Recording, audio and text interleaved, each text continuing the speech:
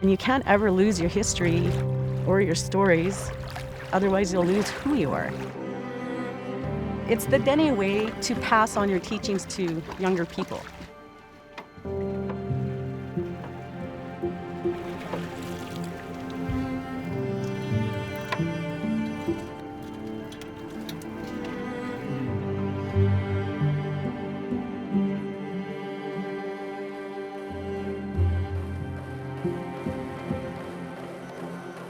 A lot has changed since the 50s, and now that we do have a say, we're going to make some changes.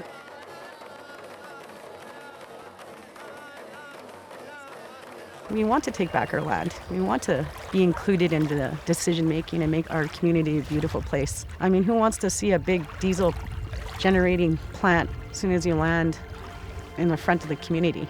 That's not pretty. No. So, things like that need to change.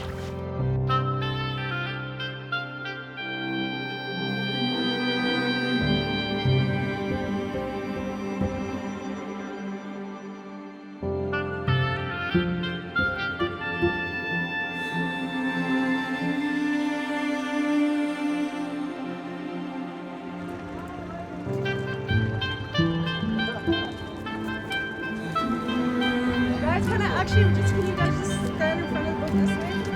Hands up in the air, I'm the Thaidene Nene manager for the Lutsel Dene First Nation. I work with a lot of groups and a lot of the young people that we hire on as Ni Hat'ni Youth Guardians.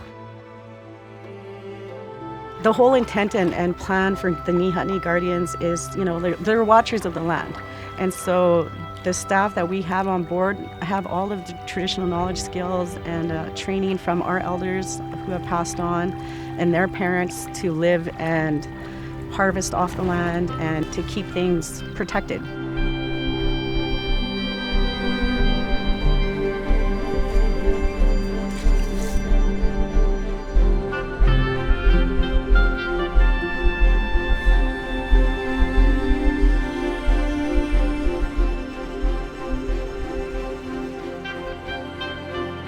So you guys will just lead the way, I guess.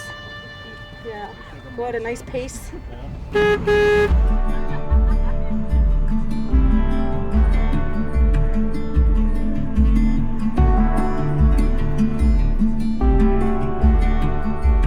What we're doing this week is we're trying to develop a plan for some walking trails, incorporating elders to come with us on this trip.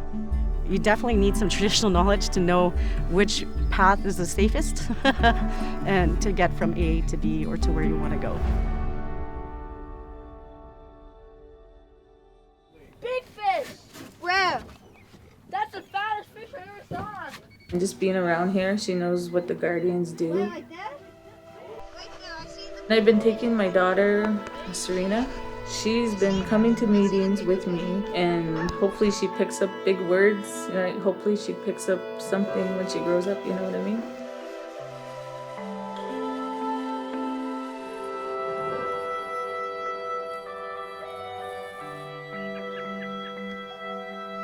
Tu Nedhe Lake, Tu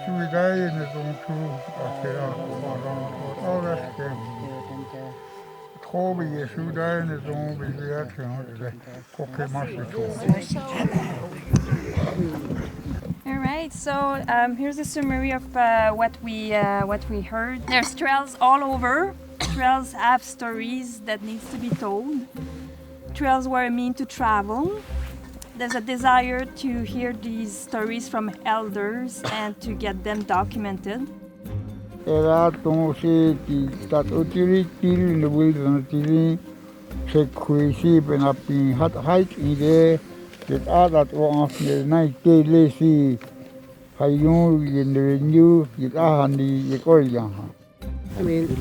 the reasoning to have trails if it's not going to be us using it? We should question that first. Where's our trail? Where's our hunting areas? We can't use that for tourism. Definitely, I felt tension when, during the meeting earlier. We don't know what's going to happen to our future. how we can make these two things work together. We have to keep in mind that we want visitor experience. How many elders had started this whole thing, the TDN? How many of the elders we have lost since then? I like to see the youth carry on. The traveling, the hunting, keeping their cultural, their traditional lifestyle. We have a really, really good working relationship with Parks Canada and the GNWT ENR. It's definitely a work in progress, and we're trying to make sure that we have eyes everywhere. You know, Ni Hat'ni are watchers of the land. That needs to be discussed in regards to overlap, land use.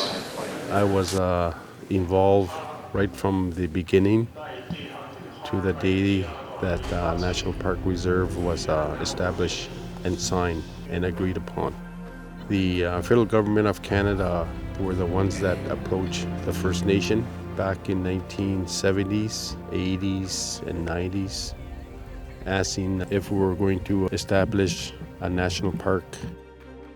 There was disagreement because we had no say in it. The federal government would be the ones in control of that park, and we didn't want that. They had people out here and had identified our traditional territory as a very beautiful place. But with the stories that the elders of that time had heard, there was some major concerns about establishing a park back in those days, just because our people never ever wanted to cede or relinquish any of our treaty rights. What is a national park? And feel comfortable that your treaty rights are respected. So years and years had gone by. They came back. They wanted to talk to another chief, and that chief basically said, no, if you're not willing to give up and start saying that you'll respect our rights, we're not going to have a park in our traditional territory. So pack your maps and go. I think with the new Canadian government and the way that they've come to terms with reconciliation with Indigenous people in Canada, there's a lot more respect, a lot more willingness to work together for a common goal.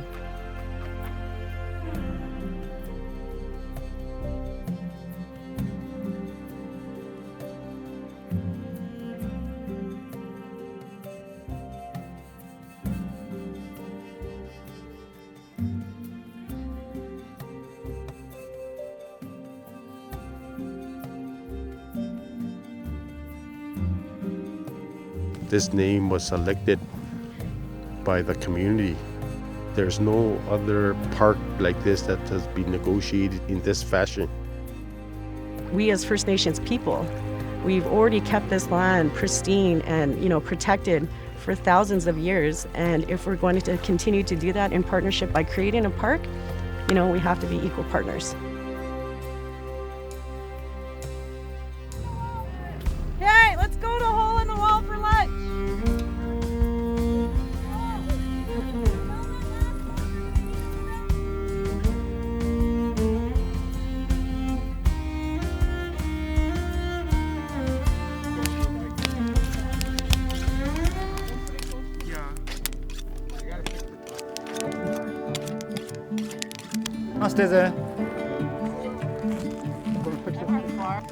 My grandparents taught me how to live on the land and how to hunt. I remember coming here around 2014.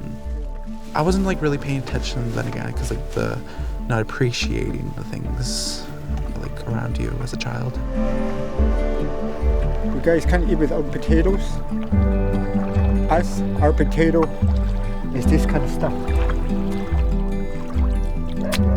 Tastes good. Vitamins. You always watch out for the yellow stuff right here. Oh yeah. You always watch out for it. Don't break it.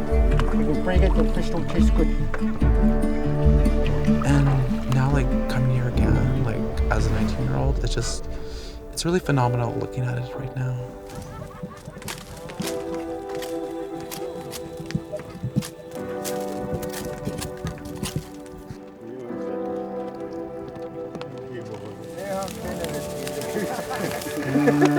Come on,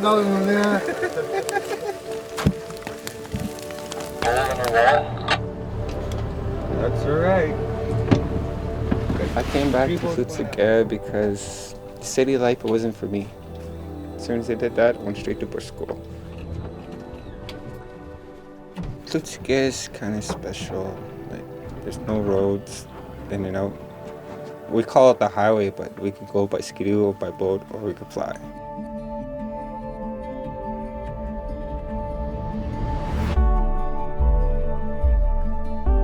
I encourage people to come to Thaidene because us Dene Guardians, we're like stewards of the land. We're there to help you. We're not there to kick you out. Can you put your name, where you're from, and your in-reach address? Yes. Just so we can keep track of you, you know? Because His name is Bear. Bear, so cute.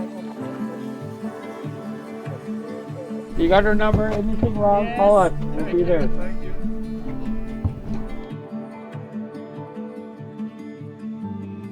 I don't want this to change. Let's put it that way. I want to keep it the way it is. Okay, it's videoing. When she was younger, I always told her, you know, this is your land, this is your Nene. Look, the waves are back. Sarah, come swimming. Gonna make her feel she's, you know, Dene. She's gotta be proud to be who she is. To be able to pass on those teachings to my son, it makes me quite proud, not only as a mother, but as an Indigenous person from this community. My door is always open and I'm always willing to help teach and mentor young people and show them what I know. Knowing that I've influenced them somehow or taught them something that'll help them cherish who they are as Dene people. Generations before me have suffered in the sense that we were ashamed to be who we are as people. But as Dene people, you know, we're beautiful.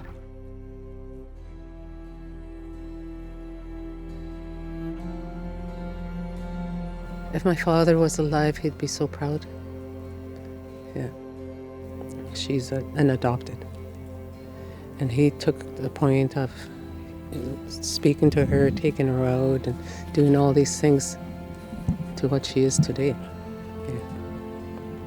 He'd be really proud. They always wanted us to protect the land, to live off the land. This is home to us.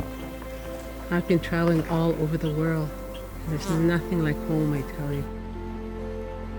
It does not matter if there was an old trail there. You want the young people to know. One day maybe we'll go over there and say, this is where my grandfather passed a long time ago. Now I'm going to tell you so that you can keep it. Then when your kids are growing up, you can tell them.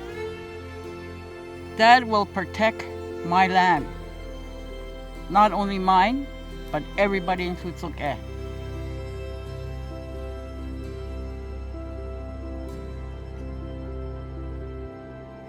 It's an Indigenous led, Indigenous protected area.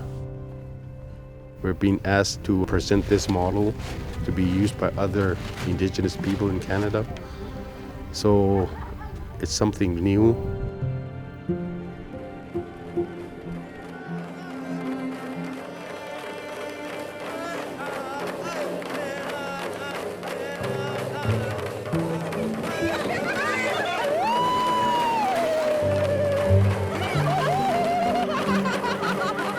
To all my staff, to the cook, to our visitors, to our elders, to our youth, to our crazy dogs. And then I guess my question is to Terry, what time is breakfast?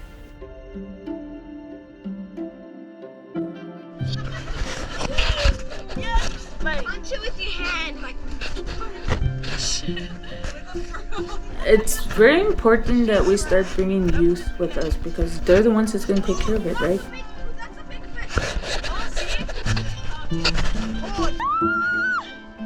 Jump then, I'll jump after you. No, you go, then I'll go. I promise, I go. Go. This is for our future. This is for our kids. This is our backyard.